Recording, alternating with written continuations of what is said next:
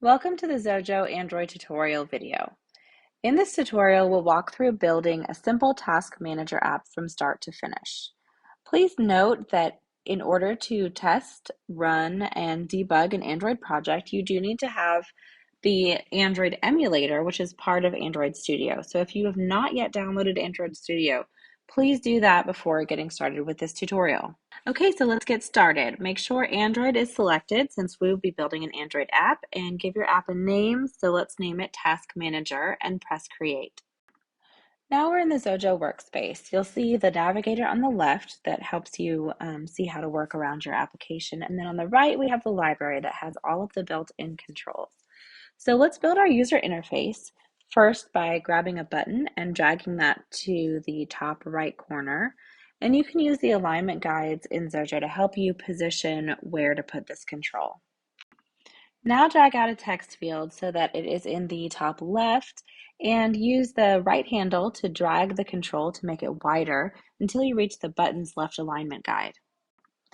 In the library, drag out a table and place that below the button and text field, and you'll want to use the handles to expand it to fill the available space. If we now preview our layout in landscape mode, you can see that some adjustments need to be made to support either portrait or landscape mode. So let's get started. We're going to click on the inspector so we can make some changes to the properties of some of these controls. First, select the button. In the locking section of the inspector, click on the lock on the right side to lock the right side of the button to the right side of the screen, and click the lock on the left side to unlock the button from the left side of the screen. Now in the layout, click on the text field. Click the lock on the right side to lock the right side of the text field to the right side of the screen. Finally, click on the table control, and we're going to click the locks on the right and bottom side. Now let's click on the landscape and portrait buttons again to see that all of our controls now automatically reposition themselves appropriately when the screen dimensions change. We still have some properties we need to change. In the layout editor, click anywhere on the background to select the screen rather than a control. And in the name property, we're going to rename it to Task Manager Screen. And we're going to change the title property to Task Manager. Next, we're going to select the button and change its name to Add Button. And we're going to change the caption property from Button to Add. And now the text field. Select that and change the name to Task Field. And we're going to go down to the hint property at the bottom and change that to Enter a Task. Now select the table and change the name to Task Table. Since we're going to have the user change the text of a task, mark it as complete, or even delete it, we need to add another screen that appears when the user taps on the task. So in the Insert menu, select Insert Screen, and then on the library, drag a text field to the top of the screen. Use the handles to resize it to fill the width. Next, going back to the library, you're going to find a label and drag that out just below the text field. Click the pencil icon to enter completed as the text for the label. Now drag a switch control to the right of the completed label.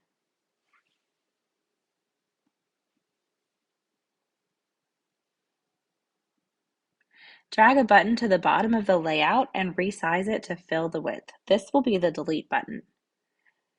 Click the inspector button in the toolbar to display the inspector, and in the locking section, turn off the top lock and turn on the bottom lock to lock the button to the bottom of the screen.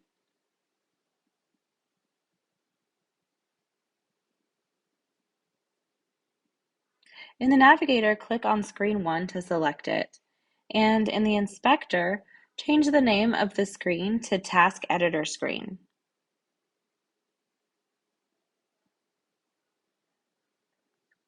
Change the title of the screen to Edit Task.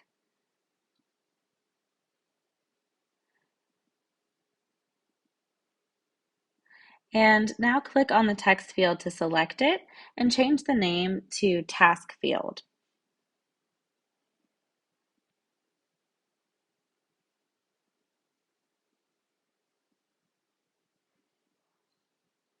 Click on the switch control that you added to select it and change the name of the switch control to completed. Finally, click on the button and change the name to delete button and change the caption at the bottom from button to delete. So this is what your task editor screen should look like when you're done. Your UI is now complete, so let's save it, and we're going to run the app in the emulator to see what it looks like now.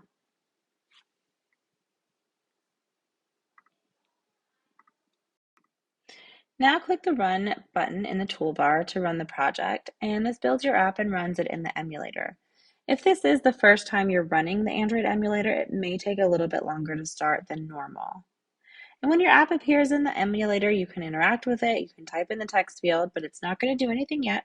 So when you're done, push the stop button to go back to Xojo. Now we need to make the add button work by adding a task or only being enabled after the user has entered text into the task field. We need to add the ability to delete a task. So let's click on the task manager screen to select it and double click the add button.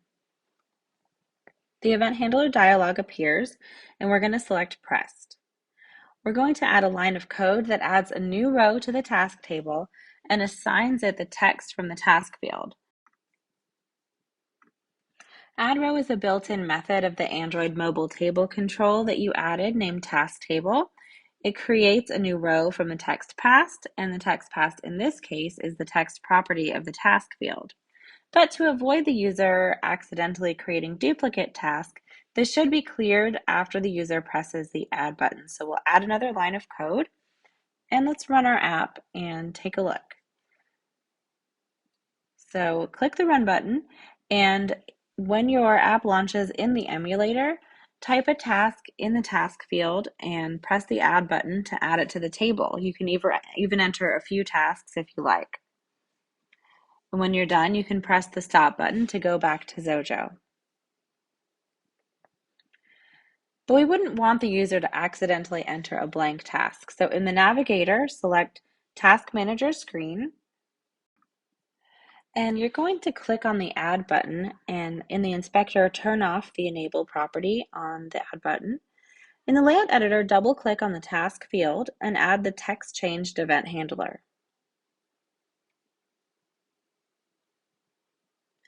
And we're going to add the following code to the text change event.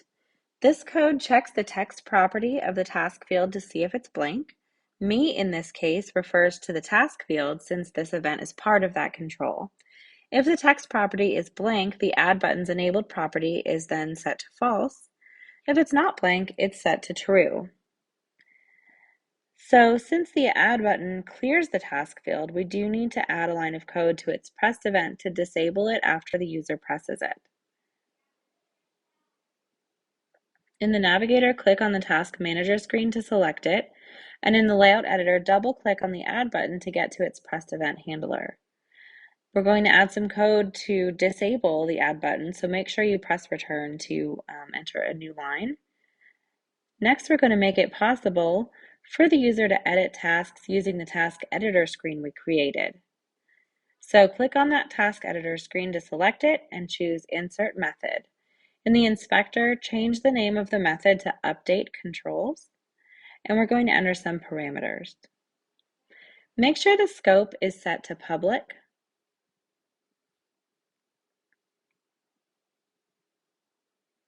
In the code editor, we're going to add some code. When you call this method, you will pass the task and the completion status so that it could then set the task field and completed controls. Task editor screen.update controls should be called when the user taps on the task in the task table. Once you've passed the data to the task editor screen, the next step will be to show it. So click Task Manager screen and double-click the task table. Selection change should be the event and then click OK. So we're going to add some code that needs to determine if this task has been completed or not. Since the checkmark picture will appear in any row that is completed, its presence or absence tells us if the task is completed or not.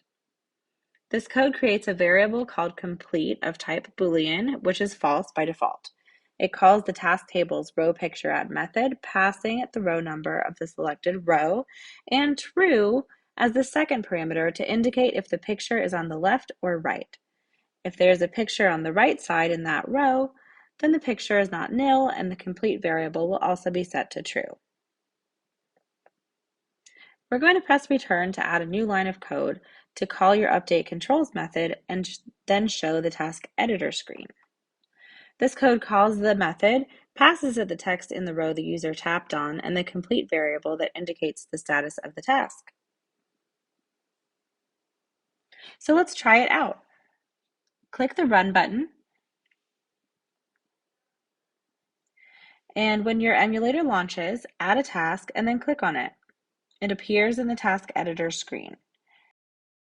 You can even actually click on the Android's back button to go back to the task manager screen and click on the row again.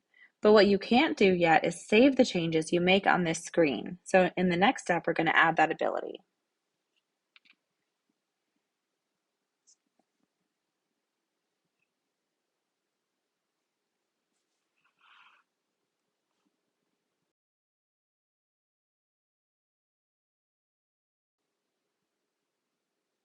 Press the Stop button to go back to Xojo.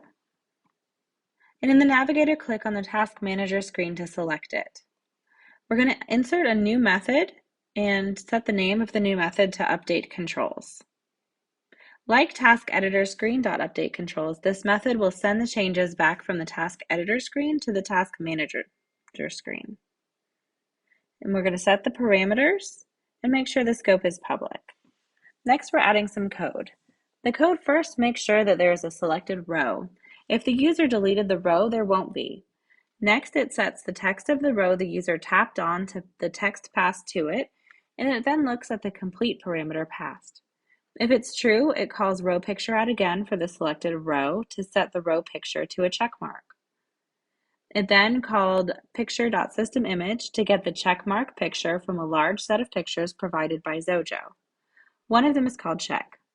And then the last part indicates the desired size of the picture. If complete is false, then the row picture is set to nil.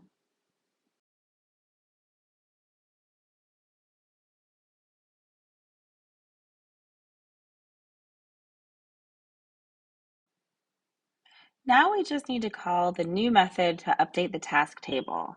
In the navigator, click on the task editor screen to select it. Choose Insert Event Handler and select the closing event and then OK. Now we're going to enter some code to call the new update controls method. When the user taps on the back button to return to the list of tasks, the closing event will be called because the task editor screen is closing. The code is calling update controls and passing it the text from the task field and the value of the completed switch control. So now you can edit the task and the completion status in the task editor screen. So let's try it out. Click Run, and once the emulator launches, you can enter a task and then click on it, and you can even make some changes and click on the back button.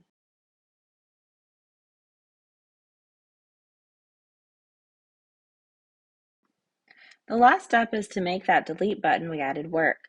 So in the navigator, click on the Task Manager screen to select it and add a new method called delete task.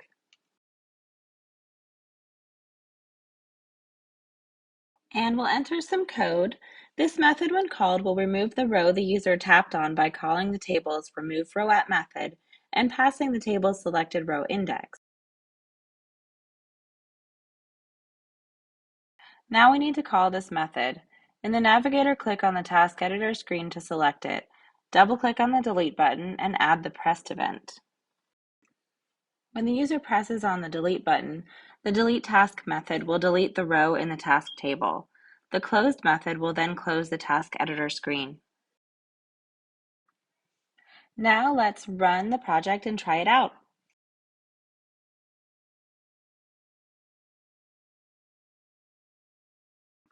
So when you try to delete a task, you'll notice an error occurs and it drops you into Xojo's debugger, and it's telling you that there's a problem with the method. So remember that in closing the event of the task editor screen, the code calls the method, and it's trying to set the row text of the row the user tapped on to the text from the task field on the task editor screen. But the problem is we just deleted that row, so we need to make some changes.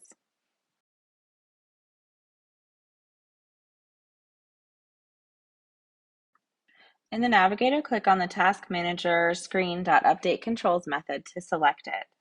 And in the code, let's add an if statement around the existing code. And the if statement first checks to see if the task table's selected row index is greater than -1. The first row is 0, so it will only be -1 if there are no rows. As long as there's a selected row, your code will now attempt to update the task table.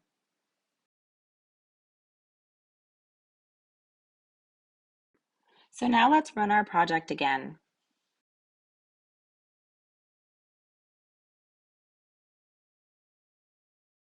When you enter a task this time, you should be able to successfully add the task and then delete the task without getting that error again.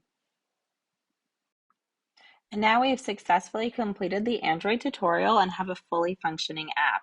If you have any questions, please place them in the comments below. You can always find more resources on building apps for Android in our product documentation, and it's linked in the video description below. Thanks.